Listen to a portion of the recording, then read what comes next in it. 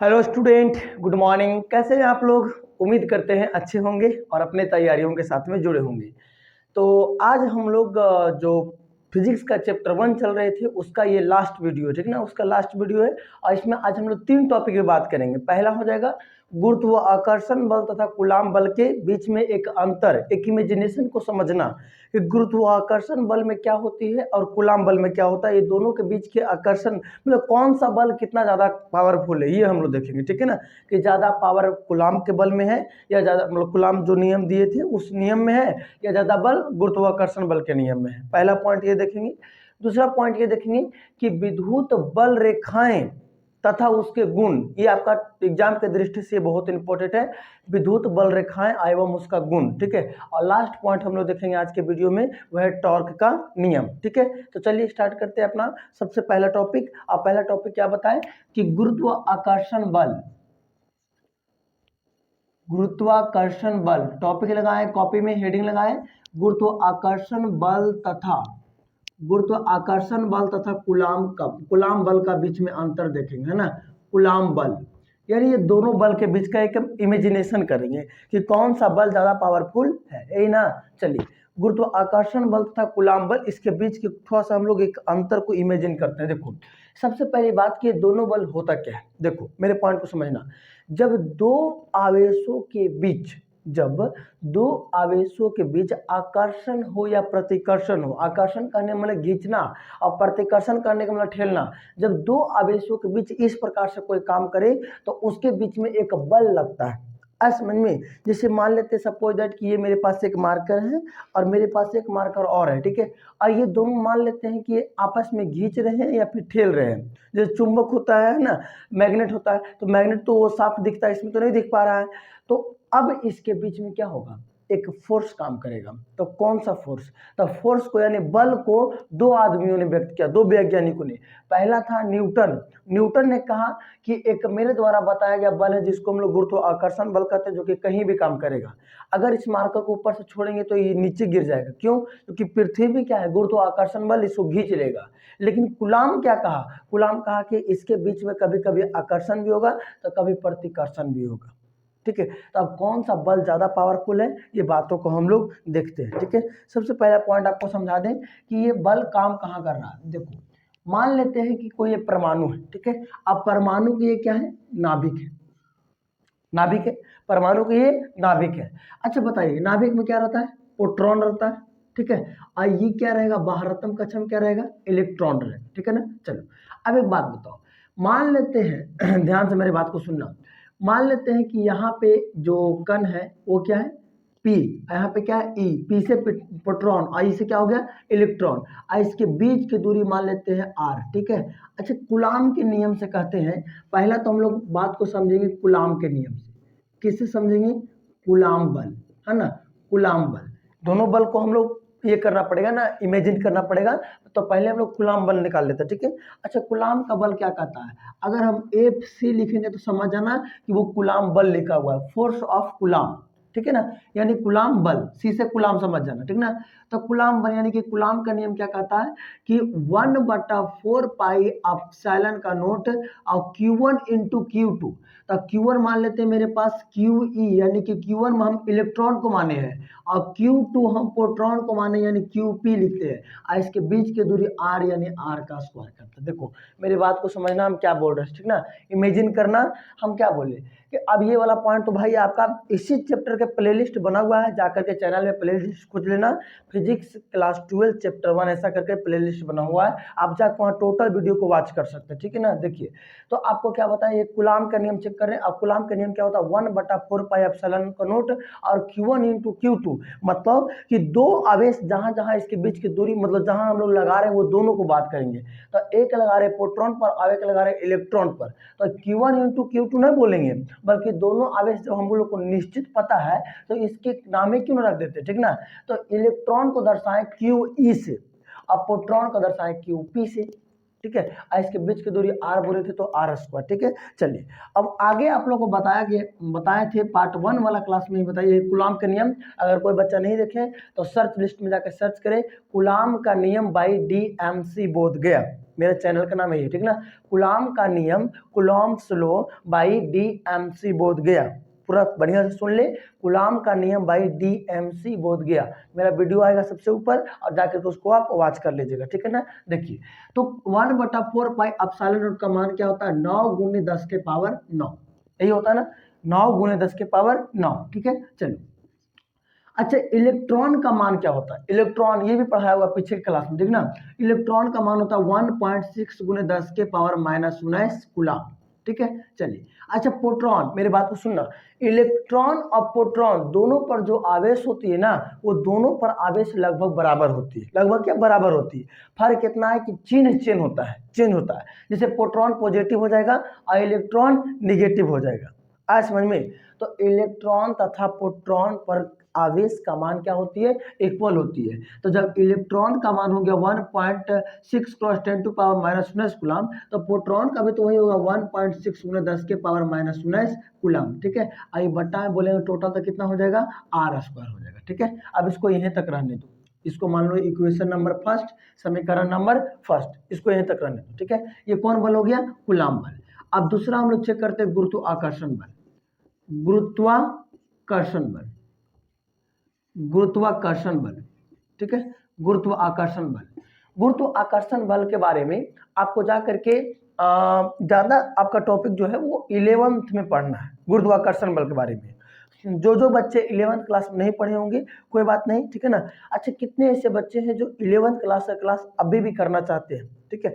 और अगर किसी का छोटा भाई एवं बहन है जो मतलब 11th क्लास से क्लास करना चाहते हैं, तो वो आज कमेंट करेंगे, वो 11th क्लास का फिजिक्स चाहे केमिस्ट्री चाहे जो भी मतलब सब्जेक्ट आप बोले, और उसको आज हम मतलब सोच रहे चालू करने के लिए। तो आप लोग बताइएगा कौन कौन करना चाहते हैं, ठीक ना।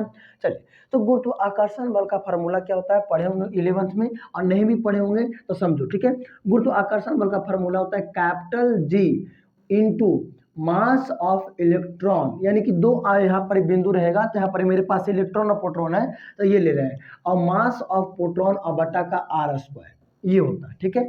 एम से मास, मास मतलब द्रव्यमान, ठीक ना, कि इलेक्ट्रॉन का द्रव्यमान कितना है और प्रोटॉन का द्रव्यमान कितना है, डिपेंड करता है कि द्रव्यमान पर डिपेंड करता है। क्यों, क्योंकि द्रव्यमान ही इसमें जो होती है गुरुत्वाकर्षण बल के नियम में, वो द्रव्यमान मायने रखता है, यानी कि मास मायने रखता है। अगर द्रव्यमान नहीं रहेगा तो फिर ये पूरे तरीके से नहीं काम करेगा, ठीक है ना। चलिए आगे चले, तो इसका मान होता है, कैपिटल G का मान होता है 6.67 गुने 6.67 गुने 10 की पावर 11, ठीक है। एक बार चेक कर ले, -11 होता है, -11, ठीक है। कैपिटल G का मान इतना होता है, आप ध्यान से रखना कि बड़का G का मान होता है 6.67 गुने 10 के पावर, यानी 10 के पावर कितना हो जाएगा, -11, ठीक है। चलिए, और इलेक्ट्रॉन का कितना होता है, बहुत इंपॉर्टेंट, ऐसे पूछेगा, देखो। अच्छा, द्रव्यमान माने क्या होता है, वजन बोल सकते हैं, ठीक है, वजन। तो क्या आपको एक बात समझना, क्या इलेक्ट्रॉन और प्रोटॉन दोनों पर उपस्थित आवेश बराबर होंगे कि द्रव्यमान बराबर होगा, तो बबुआ दोनों पर उपस्थित आवेश बराबर होता है, द्रव्यमान बराबर नहीं होता है। द्रव्यमान जो है वो इलेक्ट्रॉन के अपेक्षा प्रोटॉन पर 1800 गुना होता है ज्यादा, ठीक है। अगर आपसे कोई पूछेगा कि बताइए प्रोटॉन का द्रव्यमान जो है वो इलेक्ट्रॉन के द्रव्यमान का कितना गुना ज्यादा होता है, तो 1800 गुना ज्यादा होता है, आज समझ में, ठीक है। अब एक बात बताते हैं कि ये इलेक्ट्रॉन का द्रव्यमान होता कितना है, तो 9.1 गुने 10 के पावर -31, ये किसका होता है, ये होता है इलेक्ट्रॉन का द्रव्यमान। आप इसको याद रखना, इलेक्ट्रॉन का द्रव्यमान कितना होता है, याद रखना 9.1 गुने 10 के पावर -31, ठीक है। आप प्रोटॉन को होता है 1.67 गुने 10 के पावर -27, एक बार चेक कर लो, ताकि 1.67 गुने 10 के पावर -27, ठीक है ना, -27 या +27, -27 है, ठीक है ना। चलो, जिसे गलत बताना उचित नहीं है, ठीक है ना, इसीलिए। और इसके नीचे R, तो R तो इसके बीच की दूरी यहाँ भी है, तो R का स्क्वायर बोलेंगे, ठीक है ना। मेरे बात को समझे आप लोग, यहाँ से एक छोटा सा पॉइंट नोट करना।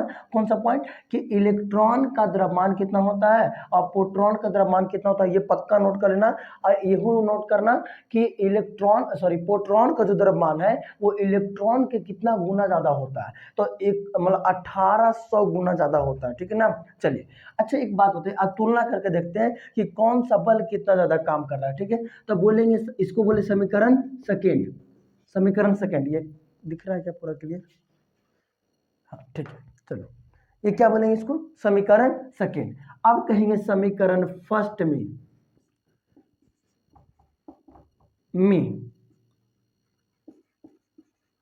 समीकरण सेकेंड से कौन करने पर? भाग देने पर, ठीक है। तो फर्स्ट मेरे पास कौन सा लाए? ये है ना, जो कि बोलेंगे एफ सी बटा, और सेकेंड क्या है? ये तो आपका फोर्स ऑफ गुरुत्वाकर्षण था ना, यानी न्यूटन ने दिया था, इसका खोज किया था, तो इसको बोलेंगे एफ एन।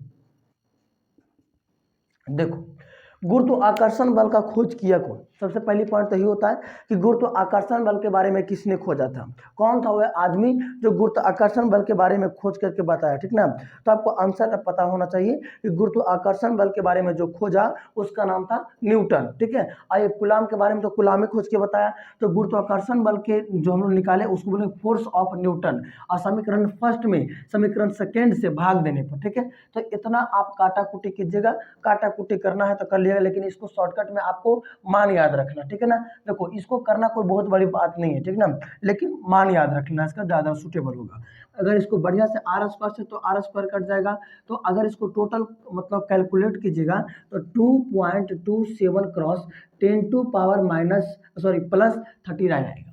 यानी कि अगर इसको टोटल क्रॉस मतलब अच्छा से काट कुट करें तो 2.27 गुणे 10⁻39 आएगा। अच्छा, अगर इसको बढ़िया से हम देखें तो कहेंगे इसके नीचे कुछ नहीं तो एक है, और क्रॉस मल्टीप्लाई करें तो एक को अगर हम फोर्स ऑफ कूलाम से गुना करते हैं तो बराबर में ये दोनों जाके इसके साथ गुना हो जाएगा, और ये लिखा जाएगा 2.27 गुणे 10⁻39। और ये देखो फोर्स ऑफ न्यूटन जो था ना, इसको अब यहाँ आ जाएगा फोर्स ऑफ न्यूटन गुना में, ठीक है ना।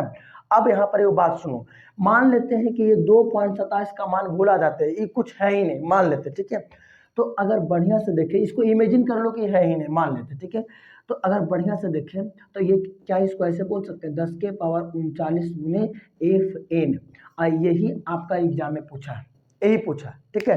क्या पूछा है कि कूलाम के नियम गुरुत्वाकर्षण बल के नियम के कितने गुने के बराबर होती है? तो 10⁻39 गुने के बराबर होती है। अगर कोई लड़का वैसा लड़का जो मतलब आगे चल के एनडीए लेवल डिपार्टमेंट में यानी कि कंपटीशन लेवल की तैयारी करना चाहता है तो वो ये प्रश्न को पक्का पकड़ ले, ठीक है। ये बहुत बेस्ट सवाल है। क्या बोले हम कि कूलाम का नियम न्यूटन के जो गुरुत्वाकर्षण बल के नियम है उससे कितना गुना ज्यादा है? तो ये 10⁻39 टाइम्स, यानी इतना गुना है। कुछ समझ में आया बात? यानी कूलाम का नियम ज्यादा पावरफुल है किसकी अपेक्षा? गुरुत्वाकर्षण बल के नियम की अपेक्षा कूलाम का नियम ज्यादा पावरफुल है। आज समझ बात, ठीक है। क्या पढ़ा है? गुरुत्वाकर्षण बल तथा कूलाम बल के नियम के बीच के डिफरेंट। सबसे पहले तो ये करना आपको कि बीच में नाभिक होता है, अब कोरी में क्या होता है? इलेक्ट्रॉन, और बीच में होता है प्रोटॉन, इसके बीच की दूरी r हो गया। अब कूलाम बल के हिसाब से निकालेंगे तो 1/4πε0, अब Q1 की जगह पर इलेक्ट्रॉन लेंगे यानी QE, है ना, अबेस ऑफ इलेक्ट्रॉन। अब बीच वाला को लेंगे प्रोटॉन, अब दोनों के बीच की दूरी r²। 1/4πε0 का मान होता है 9.10⁹। अब अगर कोई लड़का कहना चाहता है कैसे आया, तो मेरे पीछे वाला वीडियो इसी चैप्टर का बन रहा है, अभी पढ़ रहे हैं, है ना, तो उसको मालूम होगा। अब एक ही चीज को बार बार अगर हम एक ही वीडियो में बताते रहेंगे तो बताइए क्लास आगे चलना संभव नहीं है। इसलिए आप लोग टोटल क्लास को देखा कीजिए, प्रत्येक दिन क्लास आप लोग करा कीजिए, ठीक है ना। चलिए, तो अगर इलेक्ट्रॉन करेंगे तो 1.6 × 10⁻19 कूलाम, और यहाँ हो जाएगा प्रोटॉन वाला भी, तो दोनों को लगभग लगभग सेम होता है, ठीक है ना। अगर आपको 12th का जितने भी बच्चे 12th के क्लास कर रहे हैं, अभी फिजिक्स का क्लास चल रहा है, वो प्रत्येक दिन, ठीक है, प्रत्येक दिन आप 8 बजे शाम के, ठीक है, 8 बजे शाम के आपका क्लास आप मतलब चालू हो जाएगा, ठीक है।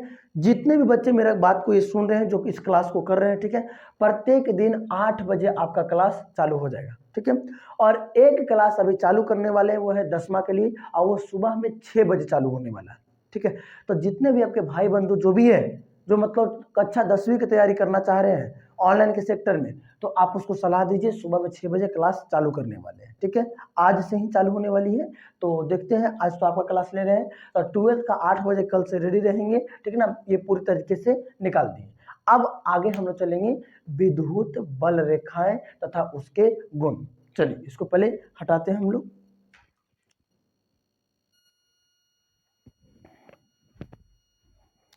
हाँ, तो चलिए बच्चा, क्या पढ़ना है अगला? अगला पढ़ना है विद्युत बल रेखाएं एवं उसके गुण। जबकि पहला टॉपिक पढ़ा है गुरुत्वाकर्षण बल और कूलाम बल के बीच के जो अंतर बताएं, वो अच्छा सा आप नोट कर लिए होंगे, उम्मीद करते हैं, या फिर समझ गए होंगे। ठीक है, तो आपका दूसरा टॉपिक पढ़ाना है विद्युत बल रेखाएं एवं इसके गुण। ठीक है, इसके बाद आपका होगा टॉर्क का व्यंजक। ठीक है ना, तो चलिए, तो पहले अभी आपका इस पे चर्चा कर लेते हैं। देखो, अब ये विद्युत बल रेखाएं क्या होती है, समझने पर फोकस करना। मान लेते हैं कि मेरे पास एक आवेश यहाँ प्लस में है और एक आवेश मेरे पास यहाँ क्या है, माइनस में है। ठीक है, माइनस में है, और इसके बीच एक बल काम करेगा, क्योंकि ये आकर्षण बल काम करेगा। ठीक है ना, जब ये आकर्षण बल काम करेगा, तो अगर आपको पूछेंगे बताओ प्लस माइनस की ओर आएगा या फिर माइनस प्लस की ओर आएगा, कौन सा किधर की ओर जाएगा, तो आपका दिमाग जो है ना, वो एकदम पूरी तरीके से कंफ्यूजन हो जाएगा। बात तो सही भाई, कौन किधर जाएगा, है ना। तो इसी को चेक करने के लिए इसके बीच में एक एकांक आवेश को हम लोग रखेंगे। अब आप लोग कहिए सर एकांक आवेश क्या होता है, तो भाई मेरे आपको पूरा एकदम एक करी से वीडियो देखते आना है, उसमें आपको मिल जाएगा एकांक आवेश क्या होता है। ठीक है, एकांक आवेश को ही परीक्षण आवेश कहा जाता है, जिसका मान +1 होता है। ठीक है, उसका मान हमेशा +1 ही होता है। ठीक है, अब एकांक आवेश का +1 मान कैसे हो गया, वो भी आपको यहाँ मिल जाएगा क्लास में। ठीक है ना, आप प्लेलिस्ट बना हुआ है, डिस्क्रिप्शन में लिंक भी है, जाकर के आप उसको चेक कर लेना। ठीक है ना, देखो, तो मान लेते हैं अब वो परीक्षण आवेश को यहाँ पर चेक करने के लिए भेजेंगे कि भैया तू जा और चेक करके आ, यहाँ पर ही ये बिंदु पर चेक करके आ, कि मतलब कैसे हम इसको पता करें कि कौन किधर की ओर जा रहा है। तो एकांक आवेश जब आया यहाँ पे बउआ, तो एकांक आवेश कहता है कि मेरा मान कितना होगा, +1। जब +1 हो गया, तो ये प्लस और प्लस एक दूसरे को क्या कर देंगे, प्रतिकर्षित कर देंगे। ठीक है, अभी प्रतिकर्षित मतलब प्रतिकर्षित कर देंगे, ठेल देंगे इसको, तो ये ठेल करके ये नहीं आएगा, इन्हें आएगा तो ई माइनस कहेगा, चाचा कहाँ हम माइनस हैं, अपोजिट पार्टी आ जाइए मेरे पास, है ना। यानी जब ये प्लस प्लस है तो इसको ठेला, तो फिर माइनस ही नहीं रहा, कैच कर ले, क्योंकि जब प्लस और माइनस तो घींच लेगा ना। तो इस प्रकार देखो ये ऐसे यहाँ पर ही घूम जाएगा। ठीक है, और ये नीचे से भी काम करना चालू कर देगा, ये नीचे से भी एक दूसरे में इस प्रकार से लगेगा। आए समझ में, ये से हो जाएगा। ठीक है, तो अगर आपको बोलेंगे हम कि ये विद्युत बल रेखाएं क्या है, तो यही क्या है, विद्युत बल रेखाएं। ठीक है ना, अगर आपको परिभाषा लिखना है तो लिखेंगे विद्युत बल रेखाएं वह काल्पनिक रेखाएं हैं जिस पर एकांक धन आवेश गमन करती है। लिखते हैं यहाँ पर ही। ठीक है, क्या बोले, विद्युत बल रेखाएं वह काल्पनिक रेखा है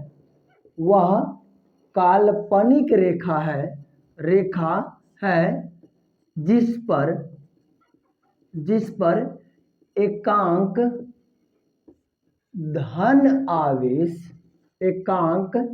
धन आवेश गमन करता है। आज समझ में, विद्युत बल रेखाएं वह काल्पनिक रेखाएं हैं जिस पर एकांक धन आवेश क्या करता है, गमन करता है। मतलब ये इस प्रकार का रेखा है जिसपे +1 जो है, यानी +1 तो एकांक आवेश बोलेंगे, तो एकांक धन आवेश इस पे क्या कर रहा है, गमन कर रहा है। ठीक है, तो आपका विद्युत बल रेखाएं समझ में आ गया, उसके गुण अभी बताएंगे, टेंशन मत लो। ठीक है ना, पहले आपको ये क्लियर हुआ कि विद्युत बल रेखाएं क्या है। तो जब पॉजिटिव चार्ज और नेगेटिव चार्ज के बीच में अगर कोई परीक्षण आवेश को यहाँ पर रखेंगे, तो इसके क्या कर देगा, प्रतिकर्षित कर देगा, और प्रतिकर्षित करके किरण को दूर भेजेगा, लेकिन ये माइनस घुमा के अपने पास ले आएगा। आए समझ में, तो ये इस प्रकार से काम करती है। ठीक है, और इसी को हम लोग कहेंगे विद्युत बल रेखाएं। तो अगर आपसे सवाल पूछेगा कि विद्युत बल रेखाएं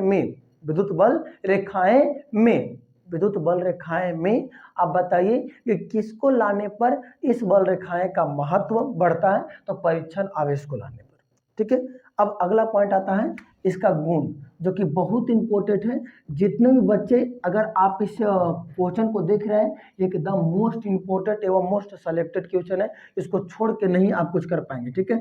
तो गुण लिखेंगे और एक में लिखेंगे इसका कई गुण है, ठीक है। अच्छा देखो, ध्यान से सुनो मेरी बात को, ठीक है, सुनने की कोशिश करो। अच्छा, बढ़िया से गुण अगर चेक करो तो देखो ये क्या है, पॉजिटिव यानी धन ध्रुव, ये क्या है, निगेटिव। इसके अगर किरण को बात करें, रेखा को, तो धन ध्रुव से किधर जा रहा है, ऋण ध्रुव की ओर। कहाँ जा रहा है, धन से ऋण की ओर जा रहा है। तो पहला तो आपका ये हो जाएगा कि धन ध्रुव से, धन से इसकी किरण, इसकी रेखाएं बोल सकती है, इसकी रेखाएं धन से ऋण की ओर होती है। धन से किधर की ओर, ऋण की ओर होती है। दूसरा पॉइंट समझने की कोशिश कीजिएगा, दूसरा पॉइंट, ठीक है। अच्छा एक बात बताओ, अगर अभी आप क्या पढ़ रहे, विद्युत बल रेखा है, अगला चैप्टर जब चालू करेंगे आप लोग को गॉस के नियम वगैरह में, तो उसमें पढ़ाएंगे आपको चुंबकीय बल रेखाएं, मैग्नेटिक फोर्स, ओके। तो जब चुंबकीय बल रेखाएं पढ़ाएंगे तो चुंबकीय बल रेखाएं में भी सेम ऐसा ही करेंगे, सेम सब कुछ A to Z से। फर्क वहां पे कितना रहेगा, यानी कि 99%, 99.5 बोल सकते हैं परसेंट, दोनों विद्युत बल रेखाएं और चुंबकीय बल रेखाएं दोनों सेम है। बस फर्क कहाँ है, और वही पूछ देता है आपका एग्जाम, वहीं पर सवाल लटका देगा। देखो ये यहां से निकला टोटल फोर्स, इस प्रकार से आकर के अब यहाँ पे क्या हो गया, जमा हो गया, ठीक है। अब यहां से क्या हो गया, यहां से तो उल्टा नहीं जा रहा है, जैसे सब यहां से यहाँ के यहाँ बंद हो गया, उल्टा तो नहीं जा रहा है। जब उल्टा नहीं जा रहा है तो इसको कहेंगे ये खुला वक्र। क्या है, खुला वक्र। लेकिन चुंबकीय में क्या होगा ना, कि नॉर्थ पोल से साउथ पोल की ओर जाएगा और साउथ से फिर से नॉर्थ में आ जाएगा, यानी वो एक साइकिलिंग चलते रहता है, इसीलिए उसको कहेंगे बंद वक्र। क्या बोलेंगे, बंद वक्र। और इसमें क्या बोलेंगे, खुला वक्र। तो बोलेंगे इसकी, इसमें खुला वक्र होता, समझ में आया कुछ, कि खुला वक्र कैसे पता कर पाए, ऐसे पता कर पाए बउआ कि प्लस से जब ये टोटल गया रेखाएं और माइनस के पास पहुंचा, लेकिन माइनस से वापस लौट के प्लस के पास नहीं आया, जब प्लस के पास वापस लौट के नहीं आया तो इसी प्रकार के वक्र को हम लोग खुला वक्र बोल दिए, ठीक है। चलिए तीसरा, अच्छा एक बात बताइए, मान लेते हैं कि इस रेखाएं में हमको कहीं विद्युत क्षेत्र की तीव्रता पता करना, मान लेते हैं यहाँ पता करना विद्युत क्षेत्र की तीव्रता, तो इसको विद्युत क्षेत्र की तीव्रता पता करने के लिए इसके साथ एक स्पर्श रेखा खींचना पड़ता है, ठीक है। जब स्पर्श रेखा खींच दिए तो इससे हम क्या पता कर पाएंगे, विद्युत क्षेत्र तीव्रता के दिशा को पता कर पाएंगे। तो ये लिखेंगे कि इस बल रेखा में, इस बल रेखा में विद्युत क्षेत्र की तीव्रता, विद्युत क्षेत्र का तीव्रता ज्ञात करने के लिए, ज्ञात करने के लिए उसमें एक स्पर्श रेखा खींची जाती है, स्पर्श रेखा खींची जाती है। बात खत्म, हम खींची तक लिखे, जाती है आप लगा लेंगे, ठीक है। चलिए अब एक बात तुमको और यहां समझाते हैं, ठीक है ना। देखो ये सब पॉइंट आपको याद रखना है, ठीक है। चलो इसको बोलेंगे सघन, इसको बोलेंगे विरल, ये हो गया सघन। सघन कहने का मतलब होता है कि जहां पे एकदम पूरी तरीके से एकदम सटा सटा लाइन है ना, उसको बोलेंगे सघन। आई इसको क्या बोलेंगे, जहां फैला हुआ है उसको क्या बोलेंगे, विरल। क्या बोलेंगे, विरल, ठीक है। तो सुनो मेरे बात को, जहां पे ये पॉइंट सघन होती है, ये सघन हो गया ना जहां जहां, तो वहां पे विद्युत तीव्रता का मान क्या होता है, बहुत अधिक होता है, ठीक ना। यहाँ पे लिखेंगे कि सघन स्थान पर, सघन स्थान पर विद्युत तीव्रता का मान, विद्युत तीव्रता का मान क्या होता है, बहुत ही अधिक होता है। स्थिर का मतलब बहुत अधिक, यानी आप यहाँ लिख लेना, लिख क्या लेना, लिख लेते, ठीक है। बहुत अधिक होती है, बहुत अधिक होती है, ठीक है ना। आप इस पॉइंट को ध्यान रखेंगे कि जहां पे रेखाएं सघन होती है वहां पर क्या होता है, तीव्रता का मान बहुत अधिक हो जाता है, ठीक है। अब जो इम्पोर्टेंट पॉइंट है 5वां पॉइंट, इसको छोड़ के गए, ये एकदम मोस्ट इंपॉर्टेंट पॉइंट है वीवीआई, ठीक है, एकदम बहुत इंपॉर्टेंट है, इसको समझना ध्यान से, ये ऑब्जेक्टिव में पूछ सकता है, बहुत इंपॉर्टेंट है, ठीक है। सवाल क्या कह रहा है से सुनो ध्यान से। सवाल कहता है कि क्या विद्युत बल रेखाएं एक दूसरे को कभी काटेंगे? एक बार सोच के देखो, क्या ये दोनों रेखाएं कहीं पे जाके टकराएगा? बस एक ही जगह पे स्थान पे आकर मिलेगा, लेकिन एक दूसरे को काटेगा कहीं नहीं, ठीक है। और यही पॉइंट आपको समझाना है कि विद्युत बल रेखाएं एक दूसरे को कभी नहीं काटती है, कभी नहीं काटती है। पॉइंट समझ में आया कि विद्युत बल रेखाएं एक दूसरे को कभी नहीं काटती है, ठीक है ना। अच्छा, एक बार सवाल पूछा था कि विद्युत बल रेखाएं एक दूसरे को कभी नहीं क्यों काटे, मतलब कभी नहीं काटती है क्यों? ये प्रश्न बनाया आप हेडिंग, एक कॉपी में प्रश्न लिखे कि विद्युत बल रेखाएं एक दूसरे को कभी नहीं काटती है, क्यों? ठीक है, इसका रीजन समझाते हैं। मान लेते हैं कि एक रेखाएं इधर से गया और एक रेखाएं इधर से आया, काट दिया, मान लेते हैं, ठीक है। अब यहाँ पे हमको विद्युत क्षेत्र की तीव्रता ज्ञात करना है, तो विद्युत क्षेत्र की तीव्रता ज्ञात करने के लिए स्पर्श रेखा खींचनी होगी, तो इसका स्पर्श रेखा ऐसे खींच दी। लेकिन इसी बिंदु को हमको अगर एक तरीके से और निकालना होगा तो क्या इधर से वो रेखा नहीं खींच सकते हैं? ये भी तो खींच सकते हैं, ठीक है। और इसीलिए ऐसा करना उचित नहीं होगा, यानी एक ही बिंदु पर दो दो स्पर्श रेखा खींचना संभव नहीं है, इसीलिए हम विद्युत बल रेखाएं को काटान रेखाएं कभी नहीं कह सकते। आज समझ में, मेरे पॉइंट को समझना हम क्या बोल रहे हैं इससे, क्या बोले कि विद्युत बल रेखाएं एक दूसरे को कभी नहीं काटती है। इसके पीछे का वजह क्या है? तो वजह यह है कि विद्युत बल रेखाएं जिस बिंदु पर काटेगी उस बिंदु पर विद्युत क्षेत्र की तीव्रता ज्ञात करने के लिए उसके से स्पर्श रेखा गुजरनी पड़ेगी, और एक ही बिंदु से दो दो स्पर्श रेखा गुजरना संभव नहीं है। आज समझ में, आपका एग्जाम में पूछेगा तो ऐसे आपको लिखना है, ठीक है। चलिए, उम्मीद करते हैं भी क्लियर हो गया होगा। विद्युत बल रेखाएं एवं उसके गुण आपको अच्छा तरीके से समझ में आ गया होगा, ठीक है। अब एक टॉर्क का व्यंजक जो कि आपको समझना है, ठीक है। चलिए इसको आगे ले चलते हैं।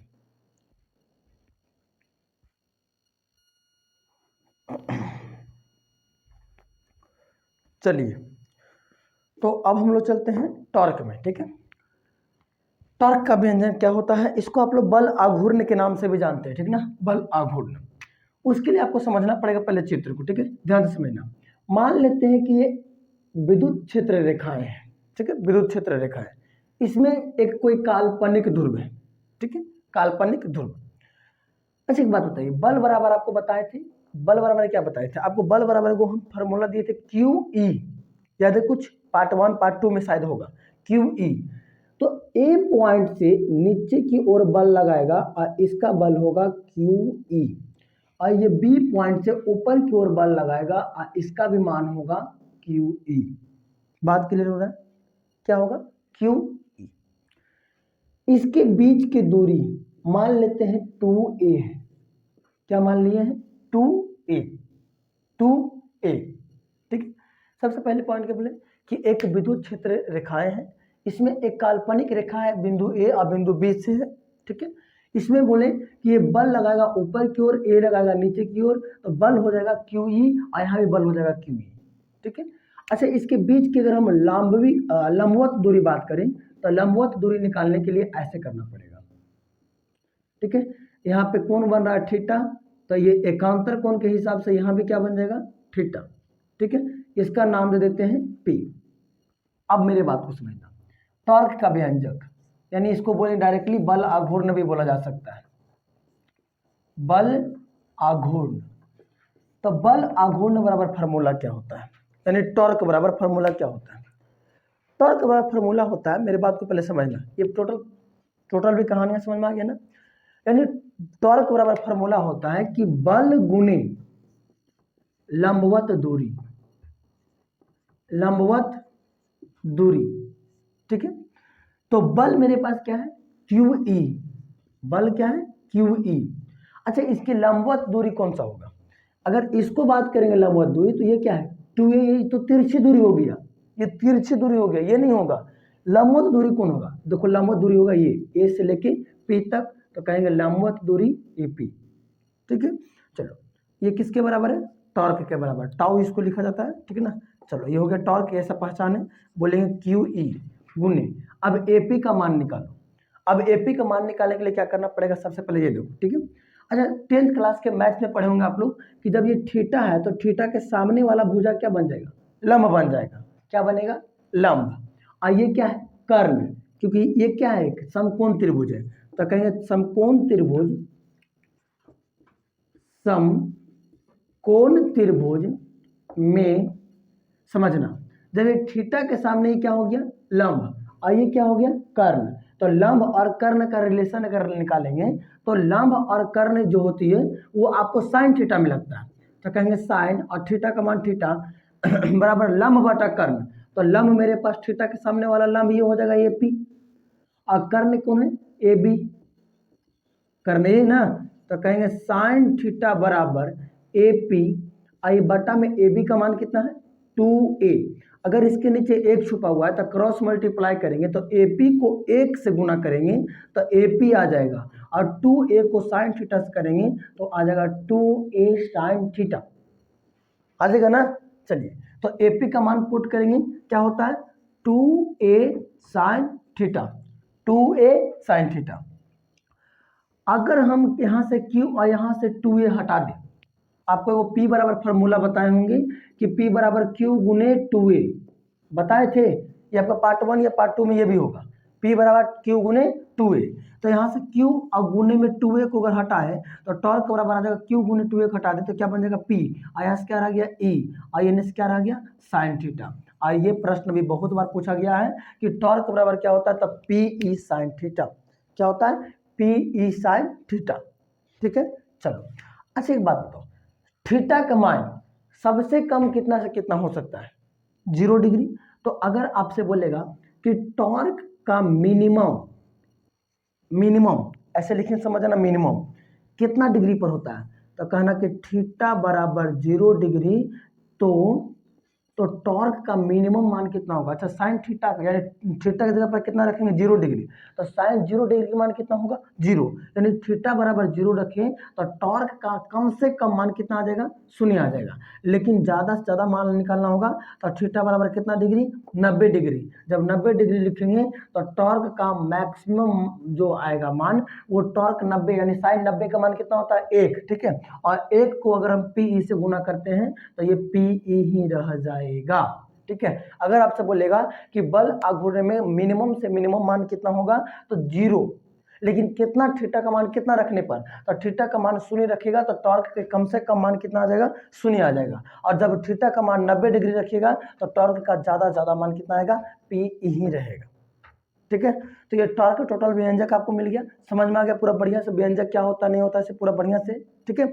चलिए तो अगर आप लोग ये टोटल बढ़िया से समझ गए हैं तो इसका अब ऑब्जेक्टिव भी आपको करवा दिया जाएगा, ये टोटल एक्स का ऑब्जेक्टिव करवाने वाले हैं कल आपका क्लास, कल रात के 8 बजे, ठीक है, यानी रात के 8 बजे आपको पहला चैप्टर का टोटल VBI ऑब्जेक्टिव करवाने वाले, ठीक है। तो जितना से जितना बच्चे जुड़ सकते हैं, ये टोटल कहानियाँ आपको, कहानियाँ क्या बोलेंगे, थ्योरी आपको समझ में आनी चाहिए, ठीक है। चलिए ओके भाई, सभी को मिलते हैं कल के ऑब्जेक्टिव वाला क्लास में, और परसों से आपका चैप्टर 2 चालू होने वाला, ठीक है। तो सभी बच्चे वीडियो को लाइक भी कर लेना, और चैनल पर नए हो तो सब्सक्राइब कर लेना, ठीक है ना, और वीडियो को शेयर जरूर करा करो दूसरे दोस्तों के पास अपने से दूसरे, ताकि उसको भी फायदा हो जाए ना। चलिए ओके बाय सभी को।